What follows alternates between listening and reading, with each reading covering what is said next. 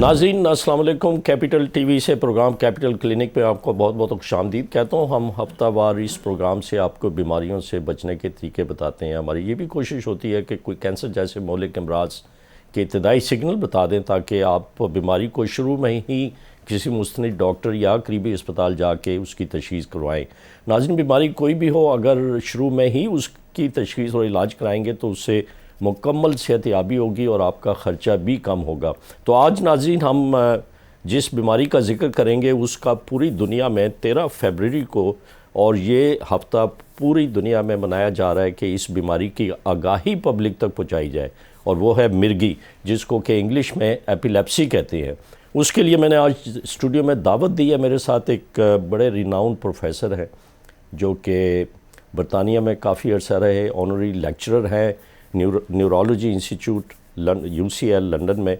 اور ان کو کینیڈا سے بھی برنارڈ ڈی سوزا ایوارڈ انہوں نے حاصل کیا اپنی اس اسپیشلٹی میں، اور پاکستان میں بھی وہ نیورولوجی ایڈوکیسی ایوارڈ کے حامل ہوئے۔ وہ پروفیسر ٹیپو سلطان جو اس وقت پروفیسر آف پیڈیاٹرک نیورولوجی ہیں children university of child health sciences Lahore میں، ان کو میں نے آج اسٹوڈیو میں دعوت دی ہے۔ ان سے میں پوچھوں گا کہ یہ ایپیلیپسی کیا ہوتی ہے، اور یہ ایک ایسی بیماری ہے جو کہ بہت سارے ہمارے لوگوں کو جن کو اس کا علم نہیں ہوتا عطائیت کی طرف رجوع کرتے ہیں، اور مختلف طریقے استعمال کرتے ہیں اس کے علاج کے لیے۔ تو پروفیسر صاحب، آپ کا شکریہ، آپ ہمارے اسٹوڈیو میں تشریف لائے۔ یہ ایپیلیپسی سادہ لفظوں میں بتائیں کہ یہ ہوتا کیا ہے؟ اس میں مریض کو تو دورے پڑتے ہیں اور بچپن سے ہی یہ بیماری لاحق ہوئی ہوتی ہے۔ اس میں بڑا ایک خوفناک کیفیت ہو جاتی ہے فیملی کے لیے، جن کے بچے اس بیماری کا شکار ہوتے ہیں۔ وہ بڑے اذیت میں اور بڑی پریشانی میں ان کا وقت گزرتا ہے کہ وہ اپنے بچوں کو دیکھ نہیں سکتے جب وہ بچہ زمین پہ گر پڑتا ہے۔ اور پھر اس کے لیے میں ضرور پوچھوں گا کہ ایک چپل تھراپی ہوتی ہے جو کہ جوتی کو سنگایا جاتا ہے، کیا وہ ایک سائنٹیفک طریقہ ہے اس کے علاج کے لیے؟ میں سب سے پہلے آپ سے ناظرین کی اطلاع کے لیے پوچھوں گا کہ ایپیلیپسی ہوتی کیا ہے؟ بہت شکریہ ڈاکٹر صاحب پروگرام میں مدعو کرنے کا اور اس اہم موضوع کو زیر بحث لانے کا۔ جس طرح کہ آپ نے بتایا کہ اس ہفتہ میں پوری دنیا میں اس مرض سے ایپیلیپسی سے آگاہی کی جو ہے وہ مہم چل رہی ہے، مختلف سیمینارز اور کانفرنسز منعقد کی جا رہی ہیں۔ تو بنیادی طور پہ ایپیلیپسی یا مرگی جو ہے یہ دماغی عارضہ ہے، اور یہ کسی نہ کسی وجہ سے دماغ کا جو برقی ایک ربط ہے وہ جب بے ربطی کا شکار ہو جاتا ہے، اس میں جو لہریں چل رہی ہیں، جو اس میں ایک سنکرونائزڈ قسم کا میکانزم چل رہا ہے، اگر وہ کسی بھی وجہ سے ڈسٹرب ہوتا ہے تو اس کے نتیجے میں جو حرکات سکنات جو کہ بعض اوقات جھٹکوں تک پہنچ جاتی ہیں، اس کو ایپیلیپسی کہا جاتا ہے۔ اگر ہم پاکستان میں یا جو ڈیولپنگ کنٹریز ہیں ان کے کانٹیکس میں بات کریں تو پاکستان سمیت تمام جو ترقی پذیر ممالک ہیں ان میں اس کی جو بنیادی وجوہات ہیں اس میں بہت اہم وجہ جو ہے وہ پیدائش کے وقت بچے کو آکسیجن کی کمی، آکسیجن کا نہ ملنا یا کسی بھی قسم کی کمپلیکیشن کا شکار ہو جانا ہوتا ہے۔ دوسری اہم وجہ جو ہے وہ میں سمجھتا ہوں کہ جو دوران حمل ڈیورنگ پریگننسی جو 9 مہینے بچہ ماں کے پیٹ میں رہتا ہے، وہ کسی وجہ سے اگر اس کی نشو و نما میں کمی رہ جاتی ہے، فار ایگزامپل اگر ماں کو بلڈ پریشر کا مسئلہ ہے، ڈائبٹیز کا مسئلہ ہے، یا ماں غذائی کمی کا شکار ہے، یا ماں کسی بھی انفیکشن کا شکار ہو جاتی ہے دوران حمل، تو اس کا بچے کی جو پیدا ہونے والا بچہ ہے اس کے دماغ پہ اثرات آ جاتے ہیں۔ اس صورت میں بھی وہ بچہ پیدائش کے بعد جو ہے وہ مرگی کا شکار ہو سکتا ہے۔ اگر پیدائش کے بعد کی ہم باتیں کریں تو جو کامنسٹ ریزن ہے اس میں کہوں گا کہ دماغی انفیکشنز، جس کو ہم کہتے ہیں گردن توڑ بخار۔ اگر پیدائش کے بعد شروع کے ابتدائی چند مہینوں میں، سالوں میں اگر بچہ جو ہے وہ اگر گردن توڑ بخار کا شکار ہو جاتا ہے تو نیچرلی اس کے نتیجے میں بچے کے دماغ میں کچھ نہ کچھ جو ہے وہ اثرات باقی رہ جاتے ہیں جو کبھی نہ کبھی بعد میں مرگی یا ایپیلیپسی کا دوروں کا موجب ہو سکتا ہے۔ یہ پروفیسر صاحب آپ نے بالکل صحیح بتایا کہ آکسیجن نہ ملنا اسی لیے جو ہدایات ہوتی ہیں وہ یہ ہوتی ہیں کہ ماں جو ہے حمل کے دوران اپنا باقاعدگی سے چیک اپ کروائے، اور کسی اچھے سینٹر میں جا کے جو ان کا بچے کی پیدائش کا عمل ہے وہ ہونا چاہیے۔ اگر آکسیجن نہیں ملے گی تو برین کا کوئی نہ کوئی حصہ، جس طرح آپ نے فرمایا کہ کوئی نہ کوئی حصہ جو ہے برین کا وہ ایفیکٹ کرے گا، اور اس میں یہ ایپیلیپسی یا مرگی کے دورے پڑنے شروع جائیں گے بچے کو۔ اسی طرح خوراک کا سٹینڈرڈ جو ہے وہ ہونا ماں میں دوران حمل بہت ضروری ہے۔ اس کے لیے بہت ساری پروگرام ہم نے بھی کیے، کیپٹل ٹی وی نے بھی ناظرین کو بتایا، اور ہم نے اس سے متعلقہ اسپیشلسٹ بھی بلائے۔ میں صرف آپ سے یہ پوچھوں گا کہ یہ آپ نے بتایا کہ دماغ میں ایک برقی حرکت ہوتی ہے جس کو الیکٹریکل ایکٹیویٹی، جس طرح ایک عام چھوٹے سے کسی برقی آلے میں سیل اگر ڈالیں تو وہ بھی ایک آرگنائز طریقے سے کام کرتا ہے، اگر یہ ڈس آرگنائزیشن ہو جائے تو پھر مرگی کے دورے پڑنے شروع ہو جاتے ہیں۔ آپ نے حال ہی میں یونیورسٹی میں ورلڈ ایپیلیپسی ڈے میں بڑا سیمینار بھی منعقد کرایا۔ میں صرف آپ سے پوچھوں گا کہ اس میں رسک فیکٹر کیا ہیں جس میں کہ جو ٹریگر کرتے ہوں یہ مرگی کا دورہ کسی بھی مریض کو اچانک مرگی پڑنا شروع ہو جائے؟ بہت ہی اہم سوال ہے کہ وہ تمام بچے یا ایون میں سمجھتا ہوں کہ بڑوں میں بھی کچھ رسک فیکٹرز ہوتے ہیں، یعنی کہ اگر ایک مریض کو مرگی کی تشخیص ہوگی، ڈاکٹر نے اس کو کچھ ادویات تجویز کر دیں، اس کے باوجود اس میں there are few risk factors جو کہ اس کو ٹریگر کر سکتے ہیں، پرووک کر سکتے ہیں۔ چھوٹے بچوں میں سب سے اہم رسک فیکٹر جو ہے وہ انفیکشن ہوتا ہے۔ آپ کو جس طرح کہ معلوم ہوگا کہ چھوٹے بچوں میں نزلہ، زکام، کھانسی، بخار، پیٹ کا انفیکشن، کان کا انفیکشن یہ بڑوں کی نسبت زیادہ ہوتے ہیں، اور ہر انفیکشن کے دوران جب بچے کو بخار ہوگا تو اس دوران جو مرگی کے جھٹکے لگنے کا رسک جو ہے وہ بڑھ جاتا ہے۔ اسی طریقے سے جو مسڈ ڈوز ہے، یعنی کہ ڈوز کا مس کر دینا، چھوٹے بچوں میں نیچرلی یہ ذمہ داری والدین کی ہوتی ہے، بالخصوص میں سمجھتا ہوں اس میں ماں کا بہت اہم رول ہے۔ تو کسی بھی صورت میں اگر ڈوز مس ہو جاتی ہے تو اس میں بھی جھٹکوں کا امکان بڑھ جاتا ہے۔ اب نسبتاً بڑے بچے جو ہیں ان میں ایک آج کل کا جو ایک کہہ لیں کہ ایک ریسنٹ جو چیلنج ہے وہ ہے سکرین، موبائل کی سکرین، ٹی وی، کمپیوٹر، پلے اسٹیشنز، ان تمام چیزوں کا جو مجموعہ ہے اس کو ہم سکرین کہتے ہیں۔ تو جو سکرین ٹائم کا بڑھ جانا جو ہے یہ بھی ایک دماغ کے لیے، برین کے لیے ایک سٹریس کا موجب ہوتا ہے، تو وہ بھی ایک پوٹینشیل رسک فیکٹر ہے for the provocation of epileptic seizures. مزید بڑے بچوں میں یا ایڈولسنٹس کے اندر جو نیند کی کمی، ہمارے ہاں بعض دفعہ ایگزام کا سٹریس ہے، بچے ساری رات پڑھتے رہتے ہیں، رات 2 4 بجے تک پڑھ رہے ہیں، خدا نخواستہ نیند کی کمی ہوئی، ایگزام کا سٹریس ہوا، اس دوران اگر ڈوز بھی مس ہوگی تو یہ سارے فیکٹرز ملا کے جو ہے وہ مرگی کے جھڑکوں کا، ایپیلیپسی کا موجب بن سکتے ہیں۔ یہ اس قسم کے جو دورے پڑتے ہیں مرگی کے مریض کو، وہ اور بھی بیماریاں ہیں جس طرح دماغ کی رسولی ہے، یا آپ نے خود بتایا کہ دماغ میں انفیکشن کا ہو جانا یا سر کی چوٹ لگنا، تو اس کو ہم ڈفرینشیٹ کر سکتے ہیں تاکہ وہ علاج میں بہتری ہو، اور اگر وہ مرگی نہیں ہے اور کسی اور وجہ سے ہو رہی ہے تو اس وجہ کا علاج کر کے مریض کو بالکل صحت یابی کی طرف لے جایا جائے۔ جی بہت امپورٹنٹ آپ نے ایک میرے سننے والوں کے لیے پوائنٹ کو ریز کیا ہے کہ جھٹکے جو ہیں وہ 2 صورتوں میں لگ سکتے ہیں۔ ایک فار ایگزامپل ایک ایکسیڈنٹ ہوا ہے یا کوئی بچہ یا مریض چھت سے گرا ہے اور چھت سے گرنے کے بعد اس کو جھٹکے لگ رہے ہیں، تو جھٹکے تو یہ بھی مرگی کی طرح کے ہی ہوتے ہیں، لیکن اس کو ہم ایکچولی مرگی نہیں کہتے، ان کو ہم جھٹکے تو کہتے ہیں، ان کو ہم سیزرز، فٹس تو کہیں گے، اور ان کے لیے ادویات بھی کم و بیش وہی استعمال ہو رہی ہوں گی، لیکن بنیادی طور پہ جو مرگی ہے اس کی جو پوٹینشیل وجوہات ہیں اس کو ہم کہتے ہیں کہ ریموٹ سمپٹومیٹک سیزرز اور ایکیوٹ سمپٹومیٹک، یعنی کہ ایک کسی فوری وجہ کی وجہ سے جھٹکوں کا لگنا، اور ایک کسی پرانی جو برین کی انجری ہے اس کے نتیجے میں جھٹکوں کا لگنا۔ تو یہ ایک ڈفرینشیٹنگ پوائنٹ ہوتا ہے کہ جو کہ مرگی کو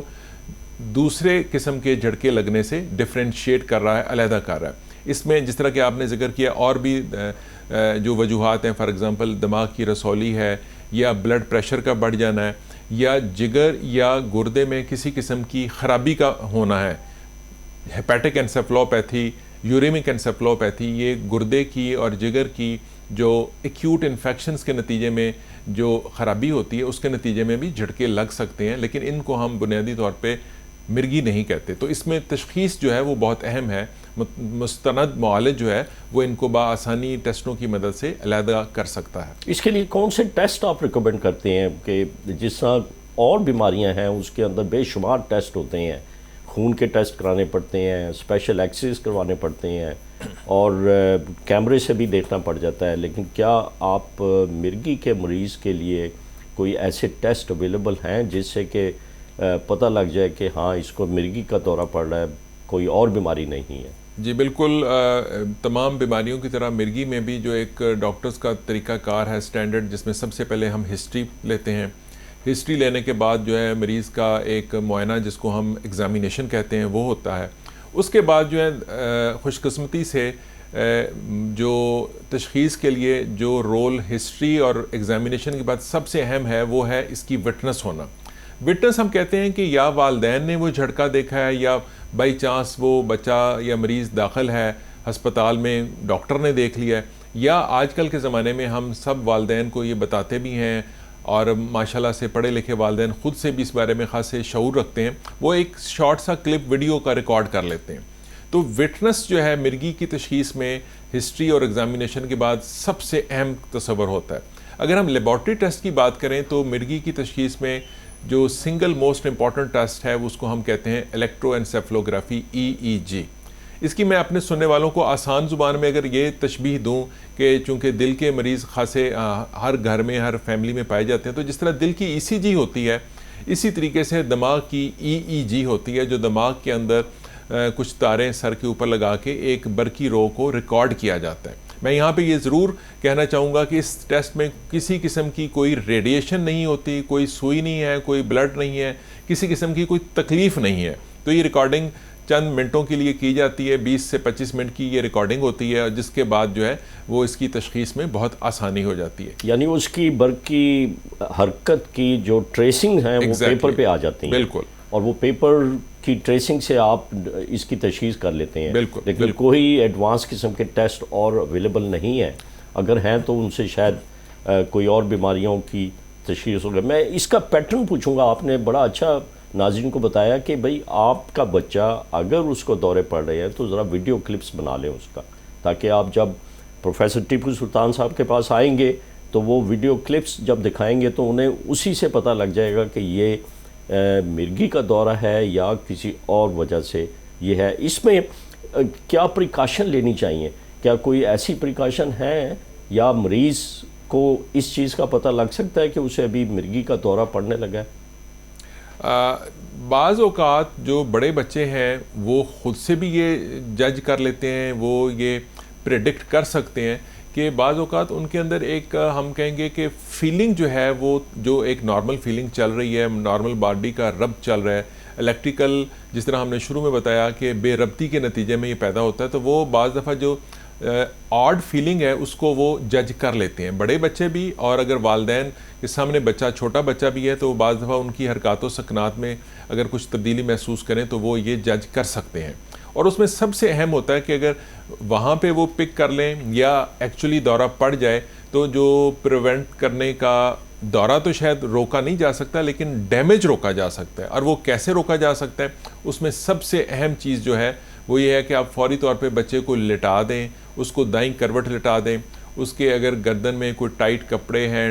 ٹائی ہے، کوئی نیکلس ہے، کوئی چین ہے، کوئی تعویذ ہے، ایسے تمام چیزیں جو گلے میں پھنس سکتی ہیں، بچے کے سانس کی گھٹن کا موجب ہو سکتی ہیں، وہ تمام لوز کر دیں اور بچے کو کمفرٹیبل پوزیشن میں لٹا دیں. بچے کے ارد گرد کوئی ایسی خطرناک چیز نہیں ہونی چاہیے. مثلا اگر کوئی بڑی بچی کچن میں ہے فوری طور پہ اس کو کچن سے نکال دیں کہ خدا نہ خواستہ وہ چولہے کی طرف نہ گر جائے. اور یہی وہ وجہ ہے کہ آج سے کچھ عرصہ قبل تک بے شمار لوگوں کا یہ خیال ہوتا تھا کہ شاید آگ نے بچے کو کھینچ لیا. ایسا کچھ نہیں ہے. پانی نے بچے کو کھینچ لیا، ایسا کچھ نہیں ہے. صرف آپ نے بچے کو ان جو خطرناک چیزیں ہیں، آگ ہے، پانی کا ٹب ہے، بالٹی ہے، اس سے ذرا پرے لے جانا ہے، کیونکہ دوران دورہ بچہ کسی بھی طرف گر سکتا ہے، تو اس کو پریونٹ کرنا ہے. اس کے بعد میں یہ ضرور چاہوں گا کہ اگر ایک بچہ جس کو آلریڈی مرگی کی تشخیص ہو چکی ہے تو والدین کو پتہ ہونا چاہیے کہ کیا وہ پوائنٹ ہے جس کے بعد آپ نے ڈاکٹر کے پاس جانا ہے، قریبی کلینک ہے، ہسپتال کی ایمرجنسی ہے، اور اس سے پہلے آپ کو 1-1.5 منٹ تک صرف گھر پہ اس کو لٹا لینا ہے. اور اگر گھر میں موجود ہو تو ایک ڈائزی پام کی سپوسٹری ہوتی ہے جو کہ میڈیکل سٹور سے بنوائی جا سکتی ہے، وہ پخانے کے راستے پہ آپ دے سکتے ہیں. اگر ان کیس آپ کے جو میڈیکل فیسلٹی ہے وہ آپ سے فاصلے پہ ہے، ٹائم پہ ہے، تو یہ بڑا ایزیلی آپ گھر پہ رکھ سکتے ہیں اور استعمال کر سکتے ہیں دورہ لمبا ہونے کی صورت میں. خوش قسمتی سے زیادہ تر دورے کا دورانیہ وہ 1 سے 1.5 منٹ ہی ہوتا ہے، اور اس میں جو میں نے پہلے آپ کو کچھ سٹیپس بتائے ہیں وہ عمل کرنے سے آپ برین ڈیمیج کو بچا سکتے ہیں. میں آپ سے یہ پوچھوں گا کہ بہت سارے لوگ، اگر کوئی سڑک کے کنارے جاتا ہوا بچہ یا کوئی شخص جب وہ مرگی کا دورہ پڑتا ہے تو وہ اکٹھے ہو جاتے ہیں اس کے ارد گرد، بجائے یہ کہ اس کو سائڈ پہ لٹا دیں، سیدھا لٹا دیں اور کروٹ سے لٹا دیں، اور اس کے گلے میں کوئی بھی ایسی چیز جس طرح آپ نے بتایا کہ نیکلس ہے، ٹائی ہے، بٹن لگا ہوا ہے، اس کو کھول دیں. لیکن وہ ایک چپل تھراپی شروع کر دیتے ہیں، یعنی جوتا سنگانے کی کیفیت ہوتی ہے. کیا اس میں کوئی سائنٹیفک لاجک ہے کہ جو مرگی کے مریض کو فوراً اٹھا کے بٹھا دے؟ جی بالکل، یہ بڑی کامن پریکٹس ماضی میں بھی رہی ہے اور کچھ جگہوں پہ ابھی بھی چل رہی ہے. اس کا کسی بھی قسم کی کوئی سائنٹیفک ایویڈنس نہیں ہے. جس طرح کہ میں نے ابھی شروع میں عرض کیا تھا کہ دورانیہ جو نارمل ہے ایک دورے کا وہ 1-1.5-2 منٹ ہوتا ہے. اب اس 1-1.5-2 منٹ کے دورے میں آپ چپل سنگا دیں، جراب سنگا دیں یا کسی بھی قسم کا کوئی ایسا کام کرتے ہیں تو بعض اوقات یہ ہوتا ہے کہ وہ کریڈٹ اس چپل، جراب یا جوتے کو مل جاتا ہے، حالانکہ ایسا نہیں ہے. اس میں کوئی کسی قسم کی کوئی حقیقت نہیں ہے. جس طرح کہ میں نے کہا کہ آپ اس میں اس کی پوزیشن کو چینج کر کے اور اس کو مزید ڈیمیج سے بچا سکتے ہیں، بس یہی کرنے کی ضرورت ہوتی ہے. اور اس کے بعد اگر دورہ لمبا ہو اور آپ کے پاس کسی بھی قسم کی کوئی فرسٹ ایڈ نہیں ہے تو اس صورت میں آپ کو قریبی ہسپتال میں لے کے جانا چاہیے مزید ٹائم ضائع کیے بغیر. اس کے دوروں کے پیٹرن بھی کچھ جو ہیں وہ تشخیص کی طرف لے کے جاتی ہیں. جس طرح آپ نے بتایا کہ ویڈیو کلپس بنا لیں اور وہ آپ کو دکھائے جائیں تو آپ کوئی ٹیسٹ کیے بغیر آپ بتا دیں گے کہ یہ ایپیلیپسی ہے یا مرگی کا دورہ ہے. وہ کیا پیٹرن ہوتا ہے اس کا؟ بنیادی طور پہ ہم دوروں کو مختلف اقسام میں تقسیم کر رہے ہوتے ہیں. ایک قسم وہ ہوتی ہے جس میں جسم کے ایک حصے پہ دورہ پڑ رہا ہوتا ہے. مثلا بعض اوقات یہ صرف منہ کے اوپر، فیشل ٹوچنگ ہم اس کو کہتے ہیں، منہ کے اوپر ہے یا بازو کے جسم کے ایک بازو میں یا ہاتھ میں ہو رہا ہے، ان کو ہم فوکل فٹس کہہ رہے ہوتے ہیں. دوسری جو قسم ہے اس میں باڈی کے، جسم کے تمام جو حصے ہیں وہ بیک وقت ان میں جو حرکات و سکنات ہیں وہ شروع ہو جاتی ہیں. ان کو ہم جنرلائز سیزر کہتے ہیں. تیسری قسم جو کہ ریلیٹیولی مشکل ہے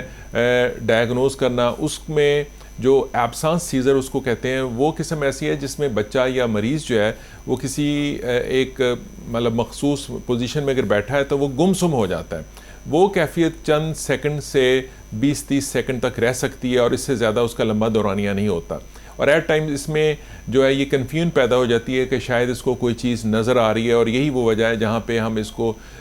جن بھوت کے ساتھ جو ہے وہ لنک کر رہے ہوتے ہیں. چھوٹے بچوں میں ایک قسم کا میں ذکر یہاں ضرور کرنا چاہوں گا، اس کو انفنٹائل سپیزم کہتے ہیں. اور یہ وہ قسم ہوتی ہے کہ جس میں بچے کو ایک دم سے جھٹکا لگتا ہے اور وہ اس کے بعد تھوڑا روتا ہے، اور اس میں کنفیوژن پیدا ہو جاتی ہے کہ شاید بچے کے پیٹ میں، کان میں یا جسم کے کسی حصے میں درد ہو رہی ہے. اور وہ بعض دفعہ ماں باپ اس کو کافی عرصہ تک پیناڈول یا پیٹ کی کسی دوائی کے ساتھ جو ہے وہ ٹریٹ کر رہے ہوتے ہیں. تو یہ بھی ایک مرگی کی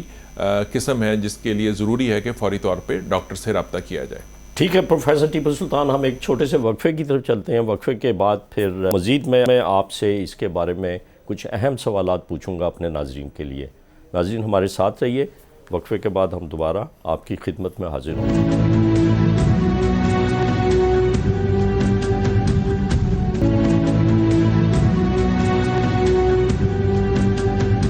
ناظرین پروگرام میں دوبارہ خوش آمدید کہتا ہوں. آج ہم قوم ملک سلطنت کے لیے کیپٹل ٹی وی سے پروگرام کیپٹل کلینک کے تھرو آپ کو مرگی سے بچنے کے طریقے بتا رہے ہیں، اور مرگی کے بارے میں نے پروفیسر ٹیپو سلطان میرے ساتھ اسٹوڈیو میں ہیں. پروفیسر صاحب، آپ ایک فاؤنڈر ممبر ہیں پیڈیاٹرک نیورولوجی کے، اور university of child health sciences میں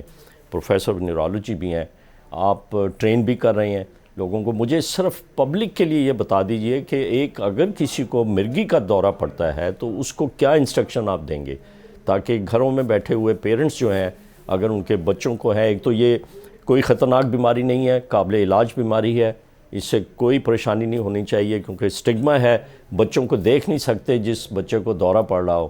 اور وہ ایک دم زمین پہ گر پڑے، تو آپ کیا انسٹرکشن دیں گے؟ بہت شکریہ بہت اہم موضوع کو دوبارہ سے پوچھنے کے لیے۔ بنیادی طور پہ جس طرح کہ میں نے بتایا تھا کہ مرگی قابل علاج بیماری ہے، 2 سے 3 سال تک ادویات کے ساتھ تقریباً 70 سے 80% مریض بچے جو ہیں وہ 100% جو ہے وہ مرگی کے مرض سے چھٹکارا حاصل کر سکتے ہیں۔ اس میں کچھ جو احتیاطیں ہیں جن کا ہم نے شروع میں بھی ذکر کیا کہ ٹائم پہ دوائی لینی ہے، لیکن کچھ ایسے سٹیپس ہیں جو بڑا ضروری ہیں کہ والدین کے علم میں ہوں۔ مثلاً یہ کہ بچے کو ٹائم پہ دوائی دینے کے ساتھ ساتھ انفیکشن کا جو ہے وہ فوری طور پہ علاج کرنا ہے، ایمرجنسی کو کیسے ٹیکل کرنا ہے، اور جو ڈرائیونگ ہے،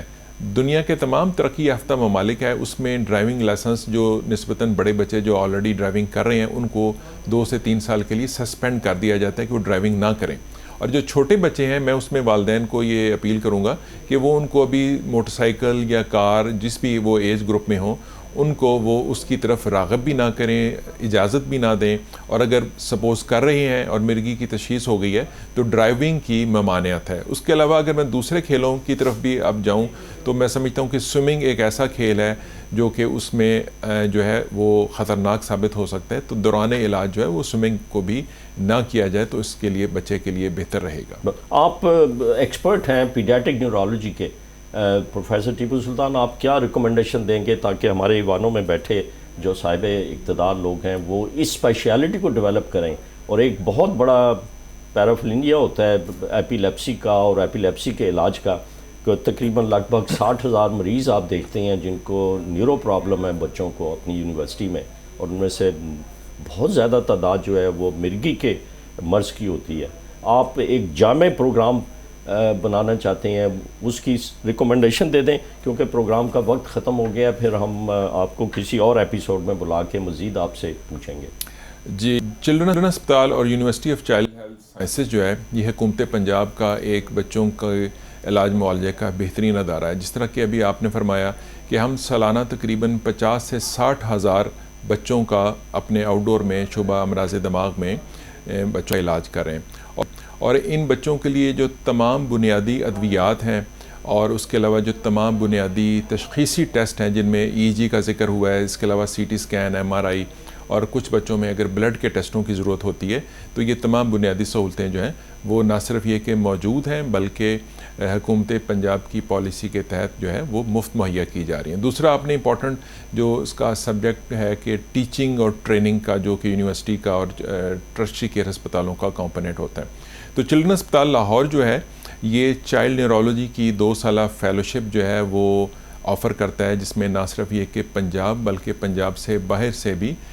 دوسرے صوبوں سے بھی طالب علم آتے ہیں اور 2 سال کے لیے شعبہ چائلڈ نیورولوجی میں فیلوشپ جو ہے اس کی تعلیم لینے کے بعد اپنے صوبوں میں اپنے علاقوں میں جا کے وہ سرو کر رہے ہیں اور دکھی انسانیت کی خدمت کر رہے ہیں۔ تو میں سمجھتا ہوں اس سلسلے میں جو ہے یہ چونکہ چلڈرن ہسپتال جو ہیں ہمارے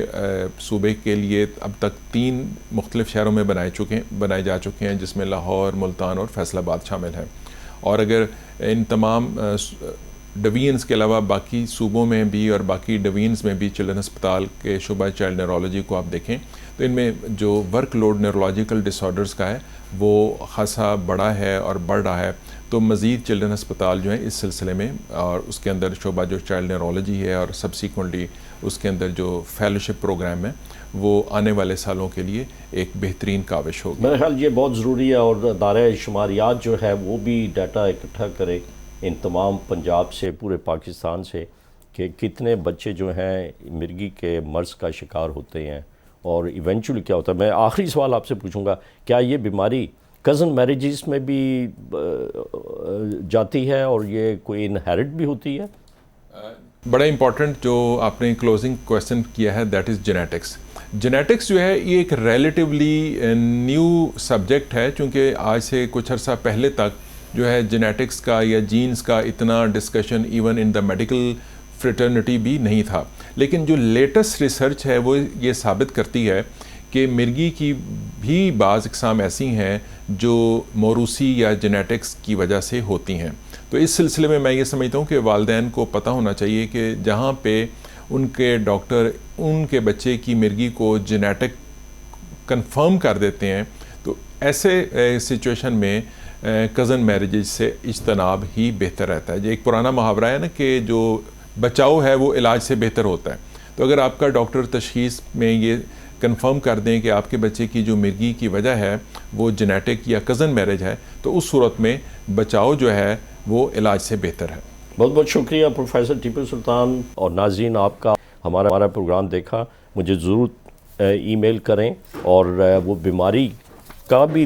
تذکرہ کریں ای میل میں تاکہ میں اس کے ایکسپرٹ بلا کے آپ کے لیے کچھ اہم سوالات کروں. اپنی صحت کا خیال رکھیں. قوم ملک سلطنت کو بہت بہت